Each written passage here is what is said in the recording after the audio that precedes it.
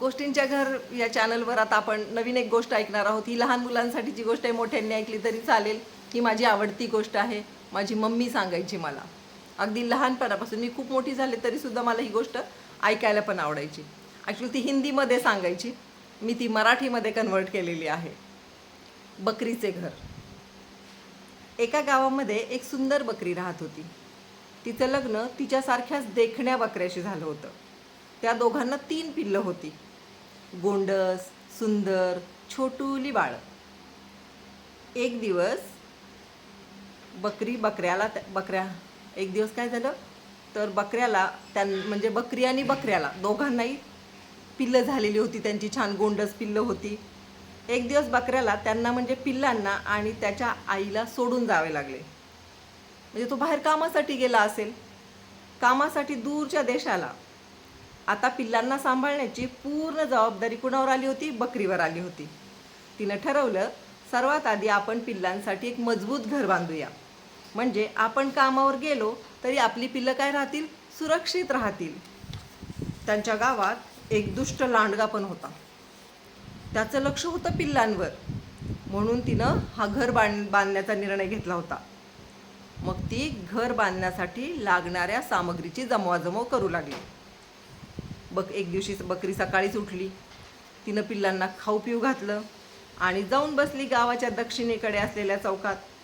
तिकडून उसाचा एक ट्रक चालला होता. तो रस्ता जो होता तिथून ट्रकची वाहतूक होत होती हे बकरीला माहीत होतं. तिथून एक उसाचा ट्रक चालला होता. बकरी रस्त्याच्या बरोबर मधोमध बसली. तो जो ट्रक आला उसाने पूर्ण भरलेला ट्रक होता. ड्रायव्हर एवढा हॉर्न देतोय तरी बकरी उठायचं नावच घेईना. मग ट्रक ड्रायव्हर बिचारा स्वतःच उतरला गाडीतून आणि बकरीजवळ आला आणि म्हणाला, बकरीताई बकरीताई रस्त्यातून उठा. बकरी कसली ठग, ती काही उठली नाही. उलट म्हणाली, तुझी आणि माझी आई एक होती का? मोठा आलाय ताई म्हणणारा. पहा, बकरीने काय ठरवलं होतं, आपल्याला घर बांधायचं आणि त्याच्यासाठी ती आता साहित्याची जमवाजमव करत होती. तिने पहिल्यात सर्वात आधी कशाचा ट्रक अडवला? उसाचा ट्रक अडवला.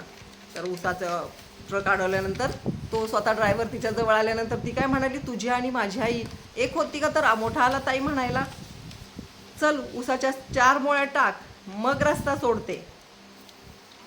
बिचारा ट्रक ड्रायव्हर टाकल्या 4 मोळ्या खाली.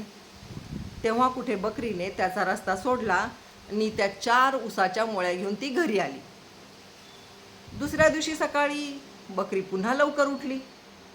पिलांना खाऊ पिऊ घातलं आणि आज मात्र तिने शेजारच्या आजींच्या ताब्यात ही मुलं दिली. पुन्हा कालच्या सारखं तिने उत्तरेकडचा चौक गाठला. काल ती दक्षिणेकडे गेली होती, आज ती उत्तरेकडे गेली. तो पण रस्त्यामधून आणि रस्त्याच्या बरोबर मधोमध बसली. आता तिकडून काय झालं, तिकडून एक खजुराचा ट्रक आला. ट्रक मालकाने खूप वेळा भोंगा वाजवला, हॉर्न दिला, पण आपली बकरीताई काय उठायचं नाव घेईना. उलट घट्ट रोवून ऐसपैस बसल्या बकरीताई. शेवटी बिचारा ट्रकवाला उतरला खाली आणि म्हणाला, बकरीताई बकरीताई रस्त्यातून उठा. बकरीताई म्हणतात, कशा? तुझी आई आणि माझी आई एक होती का रे? तर मला ताई म्हणतोयस? ट्रकवाल्याने विचारले. मी काय केले तर तुम्ही माझा रस्ता सोडाल? बकरीताई म्हणाल्या, ट्रकमध्ये खजूर आहे ना, टाक खजुराच्या 10 बोऱ्या खाली, मग सोडते तुझा रस्ता. ट्रक मालकाला दुसरा पर्यायच नव्हता. दिल्या त्यानं खजुराच्या 10 बोऱ्या आणि झाला चालता आपला रस्त्याने. बकरीताईंनी त्या खजुराच्या बोऱ्या घरापर्यंत पोहोचवण्याची व्यवस्था केली आणि आल्या घरी. पुन्हा तिसऱ्या दिवशी तीच कथा. मुलांचं आवरून बकरीताई थेट पोहोचल्या पश्चिमेकडच्या चौकात. तिकडं खूप गुऱ्हाळं होती. ट्रकमधून गुळ वाहिला जायचा, गुळाचे ट्रक जायचे. ताई बसल्या जाऊन चौकात. तिकडून ट्रक आला गुळाचा. पूर्ण ट्रक गुळाच्या ढेपेंनी भरलेला होता. ड्रायव्हरने कितीही भोंगा वाजवला तरी बकरीताईंनी काय रस्ता सोडला नाही. मग मागच्याप्रमाणेच ट्रक ड्रायव्हर आला आणि ताईंना म्हणाला, बकरीताई बकरीताई रस्त्यातून उठा. बकरीताई मोठ्या फणकाराने त्याला म्हणाल्या, तुझी आई आणि माझी आई एक होती का रे? मोठा आलाय मला ताई म्हणणारा. चल 50 ढेपा टाक गुळाच्या, रस्ता सोडेन मग मी. नाईलाजाने ड्रायव्हरने 50 ढेपा टाकल्या. मग आपल्या ताई तिथून उठल्या, 50 ढेपा गुळ घरी पोहोचवण्याची व्यवस्था केली आणि मग त्या घरी आल्या. पहा काय काय जमवलं त्यांनी. आधी ऊस, मग खजूर आणि आता गुळाच्या ढेपा. आता त्यांच्याकडे घर बांधण्याची सामग्री जमा झाली होती. मग त्यांनी गौंड्याकडून छान पक्क असं घर बनवून घेतलं. ज्या घराचे खांब होते उसाचे, भिंती होत्या गुळाच्या आणि दार होतं खजुराचं. आणि असं छान घर तयार झाल्यावर बकरीताई आपल्या मुलांसह तिथं राहायला गेल्या. आता मुलांना घरात ठेवून त्या कामावर जाऊ शकत होत्या. शेजारच्या आजीचाही त्रास वाचला मुलं सांभाळण्याचा. मुलं त्रास देत असतील आजीला, आजी बिचारी सहन करत असेल. घर झाल्यामुळे आता काय झालं, बकरीताई मुलांना घरात ठेवून आरामात जाऊ शकत होत्या. आता 2-3 दिवसात बकरीताईंनी सुट्टी घेतली. घर व्यवस्थित लावून झाले. आता उद्यापासून कामाला जायचं होतं त्यांना. बकरीताईंनी संध्याकाळी आपल्या मुलांना एकत्र बसवलं आणि सांगितलं, उद्यापासून मी कामावर जाणार आहे, त्यामुळे तुम्ही तिघेच घरात असणार आहात. बाहेर जायचं नाही, कारण बाहेर एक भला मोठा लांडगा आहे जो तुम्हाला कधीही खाऊन टाकेल. मी आल्याशिवाय कुणालाच दार उघडायचं नाही. म्हणून मी तुम्हाला एक जादूचं गाणं सांगते. ते ऐकल्याशिवाय, त्याचे शब्द नीट असल्याशिवाय दार उघडायचं नाही. तिघांनी व्यवस्थित ऐका.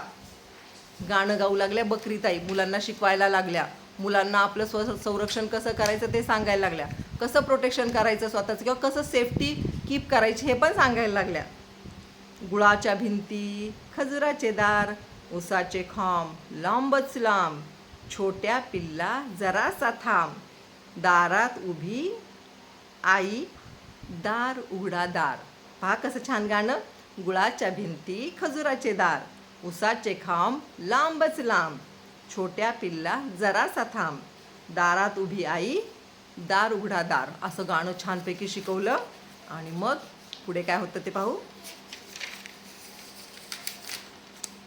मुलांकडून हे गाणं त्यांनी छान पाठ करून घेतलं आणि दुसऱ्या दिवशी बकरीताई कामाला निघून गेल्या. लांडगोबाची नजर होतीच पिल्लांवर आणि बकरीवर सुद्धा. चांगला आठवडाभर त्यांनी बकरी आणि पिल्लांचा सगळा संवाद ऐकला होता. तो चोरून ऐकायचा ना, याच्या घराच्या बाहेर थांबायचा आणि चोरून ऐकायचा. बकरी कामावर जायला लागली. लांडग्याने 2-4 दिवस कसा तरी धीर धरला आणि आला मग पिल्लांचं दार वाजवायला. पण पिल्लं कसली हुशार, त्यांनी काही दार उघडलेच नाही. मग लांडग्यानं गाणं पाठ करायचं ठरवलं आणि गाणं पाठ झाल्यावर आला तो पुन्हा दार वाजवायला. पिल्लांना त्याला खायचं होतं ना, त्याला माहीत होतं आतमध्ये छान लुसलुशीत पिल्लं आहेत. आणि लागला गाणं म्हणायला, उसाच्या भिंती, गुळाचे खांब, खजुराचे दार, पोरांनो मी आले, दार उघडा दार. गाणं त्यांनी त्याच्या आवाजात म्हटलं. पिल्लांनी दार उघडलंच नाही. उलट ती घाबरून लपून बसली, कारण प्रत्येकाला आपल्या आईचा आवाज ओळखीचा असतो, आईचा स्पर्श ओळखीचा असतो. संध्याकाळी बकरी घरी आली आणि त्यांचं ते ठरवलेलं गाणं गायली. गुळाच्या भिंती, खजुराचे दार, उसाचे खांब लांबच लांब, छोट्या पिल्ला जरासा थांब, दारात उभी आई दार उघडा दार. मुलांनी आपल्या आईचा आवाज ओळखला, गाण्याचे शब्दही तेच. मग त्यांनी दार उघडलं आणि दारातच घट्ट बिलगली ती आपल्या आईला. आणि त्यांनी आज घडलेलं सारं सांगितलं. बकरी म्हणाली, ठीक आहे, आणि तिनं पिल्लांना शाबासकी दिली दार न उघडण्यासाठी आणि खाऊही दिला. बकरीने एक योजना आखली. बकरी फार हुशार होती. नेहमीप्रमाणे ती दुसऱ्या दिवशी आवरून कामाला गेली. पिल्लांना सर्व सूचना दिली की बाबा आता कुणाला दार उघडायचं नाही जोपर्यंत हे गाणं ऐकलं जात नाही किंवा ते गाण्याचे शब्द बरोबर असायला पाहिजेत, तेव्हा आणि तेव्हाच ते दार उघडायला पाहिजे. बकरीला आपल्या मुलांची किती काळजी होती. तिने सेफ्टी घेतली होती त्यांच्यासाठी. तिने एक गाणं तयार केलं होतं. ते गाण्याचे शब्द फक्त तिने मुलांना शिकवले होते आणि ते गायल्यानंतरच ते दार उघडलं जावं असं सुद्धा तिने इन्स्ट्रक्शन्स दिल्या होत्या आपल्या मुलांना. खरं तर बकरीने कामाला जायचं नाटक केलं होतं. आता बकरीने ठरवलं होतं ना, लांडग्याला चांगला धडा शिकवायचा आहे, म्हणून मग तिने काय केलं, कामाला जाण्याचं एक नाटक केलं आणि आली परत घराकडे दुसऱ्या वाटेनं. त्यांचं जे परसबाग होती ना, जिथं बगीचा लावतात, मागचं दार, त्या ठिकाणी ती काय केलं, लपून बसली. आता लांडगा होताच बरं का लक्ष ठेवून. लांडग्याला फक्त एवढंच कळायचं होतं की बकरी कधी एकदा कामाला जाते. ती गेल्याबरोबर तो आला आणि गाणं गाऊ लागला. कारण आता लांडग्याला माहीत झालं होतं गाणं ऐकल्याशिवाय मुलं काही दार उघडणार नाहीत. बकरीने येतानाच 3-4 बकऱ्यांना पण आपली कल्पना सांगितली होती. गाण्याचा आवाज येताच त्या सर्वजणी लांडग्यावर पाठीमागून तुटून पडल्या एकदम. त्यांनी हल्ला केला आणि बकरीताईंनी पुढून लांडग्याला शिंगांनी चांगलंच ढोसलून काढलं, म्हणजे असं वर उचललं. 4 बकऱ्यांनी लांडग्याला खूप मारलं. तो पार अर्धमेला झाला आणि त्याने सर्वांची माफी मागत जंगलात पळून गेला. आता तो कधीही परत येणार नव्हता. मग बकरीने आपल्या परवलीचं गाणं म्हटलं. पिल्लांनी दार उघडलं. आपल्या आईला लवकर आलेलं पाहून पिल्लांना खूप आनंद झाला. सोबत इतर बकऱ्याही होत्या. मग बकरीने सर्वांना मऊ लुसलुशीत गवताचा नाश्ता दिला आणि बकऱ्या तिथून निघून गेल्या. मग पिल्लांना जवळ घेत बकरी म्हणाली, आता घाबरायचं कारण नाही. लांडगा गेला पळून, पण आपण नेहमी असंच सावध राहायचं, जेणेकरून आपल्याला कोणी त्रास देऊ शकत नाही, आपल्याला कोणी कुठून घेऊन जाऊ शकत नाही. तर काळजी घ्यायला पाहिजे, सुरक्षित राहायला पाहिजे. तुम्ही लहान मुलांनी सुद्धा कसं राहायला पाहिजे, सुरक्षित राहायला पाहिजे. आपले आईवडील जी सूचना देतात ती पाळायला पाहिजे. कुणाच्या हातून घेऊन अनोळखी लोकांकडे बरोबर जायचं नाही, कुठे अनोळखी लोकांसाठी दार उघडायचं नाही. आणि महत्त्वाचं म्हणजे अनोळखी लोकांनी दिलेलं काहीच खायचं नाही. Okay, thank you.